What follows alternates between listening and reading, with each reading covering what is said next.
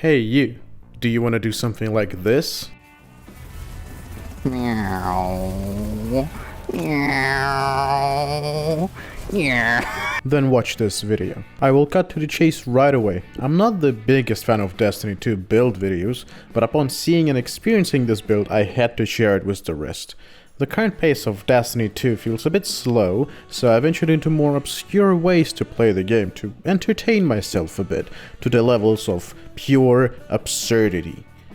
In its most bare-bone structure, this build technically requires only two components. Echo of Instability, defeating targets with grenades provides volatile rounds to your void weapons.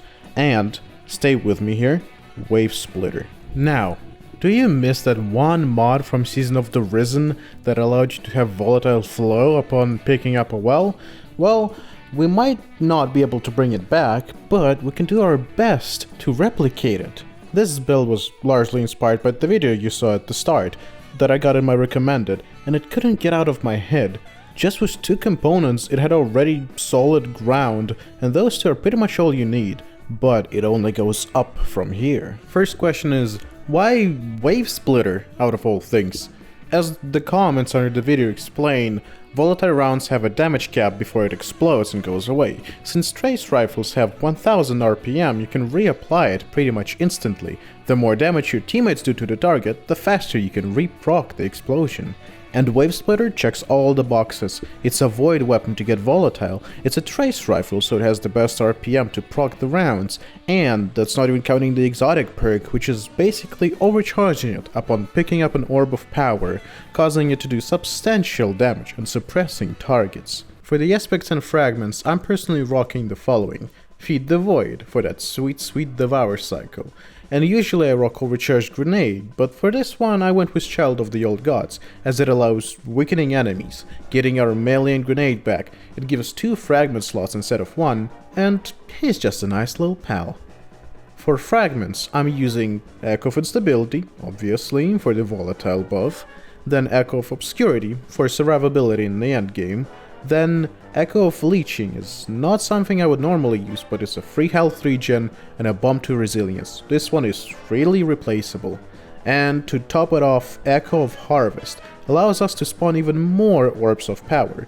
The requirement is that the enemies need to be weakened, but that's what Wavesplitter is for. In its overcharged form, it's pretty much self-empowering. A big part of this gameplay loop is actually getting a kill with a grenade to proc the volatile rounds, and I know that community gravitates towards Vortex Grenade, but for this part I personally recommend either XE and Bold or Scatter Grenades, as both are almost a guarantee to at least one kill without too much hassle to start off the cycle. The best part about this build is that it doesn't entirely restrict your loadout of the exotic armor piece. I'll give out some recommendations for each slot, but no piece is set in stone. For exotic helmets, Verity's Brow. I might be a bit biased on that one, but this exotic helmet fits so nicely that it deserves some credit. Kills with Wavesplitter would now boost your grenade damage and give you grenade energy, which is exactly what you need to keep the loop going. Another solid option is Nazareth's Sin, which gives you a general boost of energy to everything upon any void-related kill, which includes grenades, melee, super, and, of course, Wavesplitter. A great choice if you don't really want to think about it too much. And now comes my personal choice and absolute favorite, Felwinch's Helm. I know it might sound off and unpractical, but I don't play this game for practicality, optimal loadouts, or one-phasing Oryx. I was building this looking forward into the next season, which is rumored to be Wormmind related, so I thought, why the hell not? AoE weakening debuff is not going to hurt this build at all, and Felwinch just makes this more viable and high-end level content, as you can build a bit more into finisher invis related gameplay with the right fragment. For gloves I would recommend Controver's Hold or Nothing Medicals, which both benefit in the first part of the gameplay loop, which is the required grenade kill. And if you're willing to rock a fragment that gives your grenades weakening effect, which is not a hard requirement since Wavesplitter already debuffs enemies, but it's a nice addition, it will only benefit it further. For the exotic chest I can only really suggest Medal of Battle Harmony, but honestly this would be my last pick, as this build is more centered on grenades and not super, but as mentioned earlier, this part is up to you. For boots, Second Fragments is a really solid choice. It would enable you to switch your Rift from healing to empowering, granting you Devour, and then swapping the useless now Devour aspect for the overcharge grenade one. It's a completely valid strategy, but a bit far away from the original vision that I had for this build. The main point of this build is to have Volatile buff at all times, so with that in mind, let's move over to the stats. As with most encounters in this game, resilience and discipline will be your best friend. Recovery here is not as important for regenerating health, as we will be abusing the Devour mechanic heavily, so it's more about the Rift cooldown, so that's our Child of the Old Gods aspect. Now, to the juicy part, mods. Even though Wavesplitter works with Orbs of Light, I personally went with Elemental Wells for the synergy and for the ease of use. For my helmet, I went with 1 Ashes to Assets, however feel free to replace this one with an Ammo Finder for example, 1 Harmonic Siphon, which helps out a ton with generating orbs, and Font of Wisdom. If you're not the biggest fan of Font of Wisdom, you can replace it by a well mod of your choice, for example Melee or Grenade Wellmaker. For my gloves, I went with Grenade Kickstart and Elemental Armaments and Fastball. Further grenades throwing distance and returning energy is simple, and now you'll have a chance to pop a well when using your Wavesplitter, which will do you a lot. For the chest, I kept it fairly simply, the only major mod in mind being Well of Tenacity to ensure that you actually never ever die. And for the boots, I went with the beloved Font of Might and Double Insulation, but those two work with every affinity. For the class time, I usually put seasonal mods here, so this one is usually reserved, but this season your best bet is either Sundering Glare or just have anything up for your preference. I personally have Elemental Ordnance.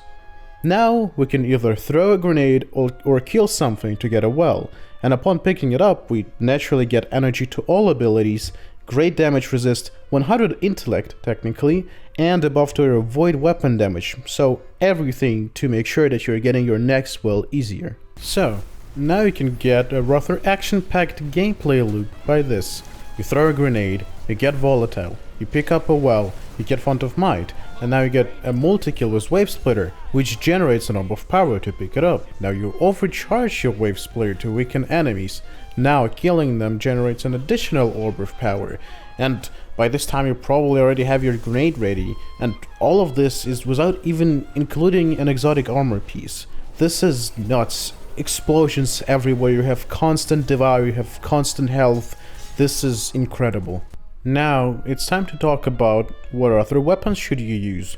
What should you put in your kinetic and heavy slot? Since your main focus is Wavesplitter, your other options can be up to interpretation. If you'd like to fill them out with anti-champion options, that is a very solid idea. Like for this season, you can go with an anti-barrier auto rifle, or an anti-overload machine gun, unstoppable pulse, etc. Another good choice would be to use a weapon with osmosis, as it would benefit from almost everything that is set up for Wavesplitter. And for my heavy, I usually use my hard-earned other half, but a good void machine gun or similar would do the trick too. Now, I want to answer a really important question, which is, what level of difficulty is this build for? For lower difficulty with things like strikes, patrol and lost sectors, it's a bit overkill, as everything falls apart from just looking at it anyway.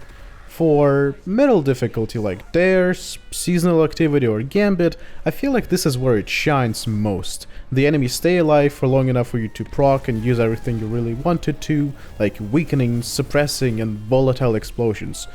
Try it in gambit, really, it's great.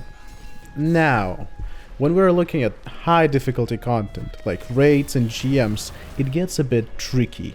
If you want to use this loadout to shine where everyone just kinda sticks to one optimal loadout or meta, you'd have to wiggle quite a lot to be efficient. This is why, to cover this ground, I've decided to use Fellwinter's Helm. It might not outshine Aeons in its usefulness of a finisher, but it still ties nicely with the fragments and the general idea of the build. I'm not saying you can't make this work in a GM or a Master Raid, but there are definitely better alternatives for that kind of difficulty in the current state of the game. To summarize it, Echo of Instability, Wavesplitter, throw a grenade, get funny purple booze, random bullshit go, enjoy the most volatile build you'll ever get your hands on across, and thanks for watching the video.